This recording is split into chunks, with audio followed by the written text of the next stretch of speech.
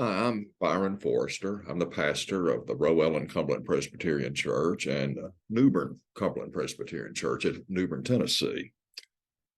As I was growing up in the 1950s and 60s, as was the case in most American families, I'm assuming, sexuality was not a topic of conversation. It wasn't that it was avoided, it just didn't come up at supper time or on long car rides or any time when conversations might cover a wide range of topics.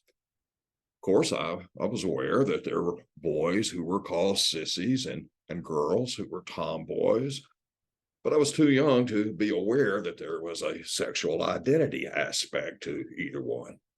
Sissies were boys who didn't want to play outside, who weren't interested in sports, or as we were told, like to play house with the girls. As I recall, there was never a matter of disliking boys who were not as rambunctious as my brothers and I. They were just different. Here's what I do remember. I once said of a boy, he's a sissy. Mom came down firmly but gently. We were never to call anyone that name. He was a good boy, and we were to always ask him to play, never make fun of him. Girls who were tomboys were girls who did like to play outside, who wanted to run and jump and climb trees, and were often better at sports than the guys. Being at the girls are icky stage, I was rather attracted to them and enjoyed playing with them. As I got a little older, I began to hear things like, so-and-so was a queer. And I knew that it was meant in a derisive manner, even if I didn't know why. If you wanted to insult someone, you called them a queer. I still didn't realize that there was a sexual component to it. As I entered adolescence, the notion that there were boys who were not as interested in girls as I was nothing I thought much about. I was too busy dealing with my own hormonal changes. As I got older, I was certainly aware of people in town who were gay and aware that there were women who were homosexuals. I never considered that being gay was a choice. It's just who they were. And again, whether it was intentional or not, it was never a discussion that we had in our family about homosexuality. While we never discussed it, I observed and was guided by the actions of my father. While we were growing up, there was a gentleman in our church who was, where my dad was the pastor, who was a lifelong member, as were his parents. He'd never married. He was kind, gentle, compassionate, intelligent, quiet person with somewhat effeminate mannerisms. He was well liked by everyone in the church and held in high regard. He was an ordained elder. We all assumed he was gay. It's just who he was. It was the actions of my father that spoke to me of how gay people should be treated. They should be treated like everyone else. My dad's actions guided my own attitude into how a person who is gay should be regarded, with acceptance, respect. The love of God shown through Jesus Christ was the most important rule for relationships for everyone, including gay people. In our church camps of my youth and youth groups and CPYC, I learned from the leadership of people like Harold Davis, Willing Davis, L.C. Waddle, Jimmy Knight, Rosa Mae Warren, Dudley Condren, and others that God is an all-inclusive God who loves all of God's children, whoever and wherever they are. In college, I was certainly aware that they were gay people who were gay, although few were openly so. And again, it's just who they were. After college, I moved to Memphis and worked in the restaurant business. Restaurant business is a business that is, for the most part, gay friendly. Many of the people I worked with were openly gay, and no one made a big deal about it. Restaurant work is often part-time work that allows people to go to college or grad school or other pursuits. Many of those who I worked with who were gay were musicians, artists, involved in the theater. And I began to have an appreciation for their creativity and their sensitivity and their sense of humor, their faith. I invited some of them to come to church, and they came. I developed friendships with people with whom I'm still friends today, still in contact with.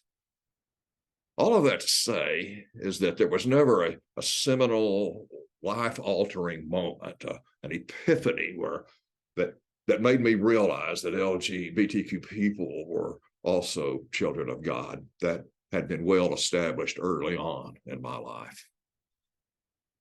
Being a friend is one thing. Being an ally is something else. Being an ally means something stronger.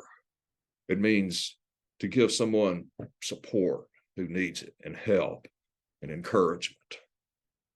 When I became aware of the misery and rejection, and often by family or so-called friends, aware of their unspoken fear and their hatred and vilification, violence against them, against people that I know to be some of the most kindest, most loving, most Christian people that I know, then I became an ally.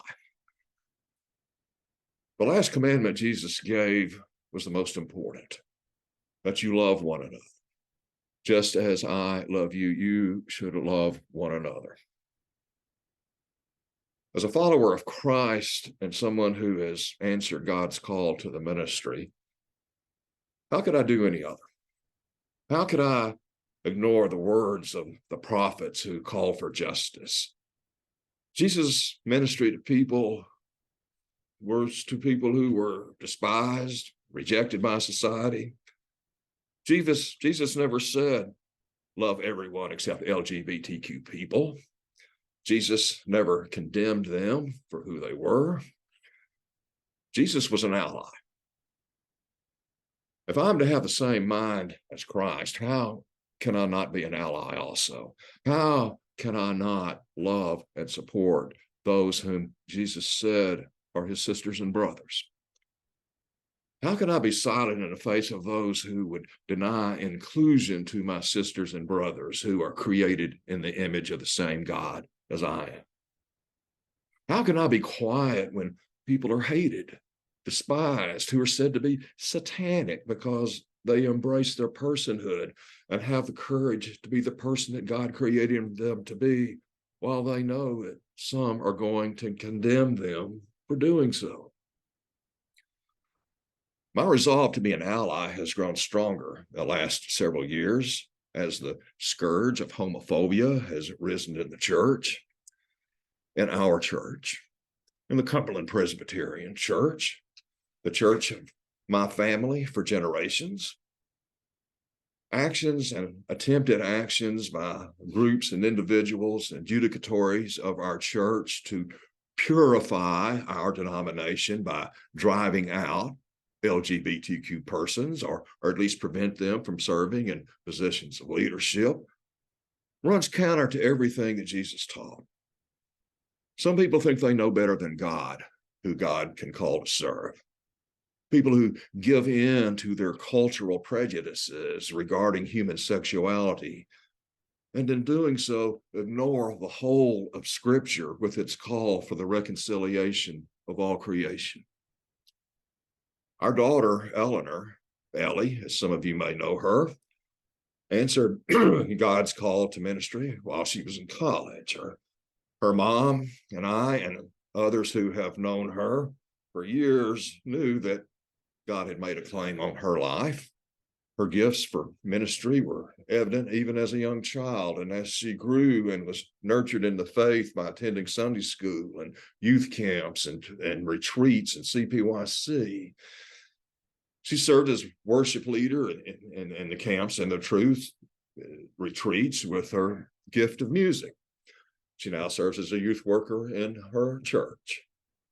Ellie led and provided music for chapel services when she was a student at Maryville College. She was asked to give the invocation at her commencement exercise. She received the award for the most outstanding senior from the faculty for her academic work. Ellie is gay. She came out while she was in college, about the same time that she discerned her call to ministry. Ellie is well aware of obstacles, the active opposition, even resentment and bitterness that somehow for her decision for Christ. But she maintains the courage given to her by God, the strength and the faith to be the authentic person that God has called her to be. Yes, Ellie is my daughter, and I love her, and I pray for her, and I am humbled by her courage to persevere in answering God's call. But she's not the only one.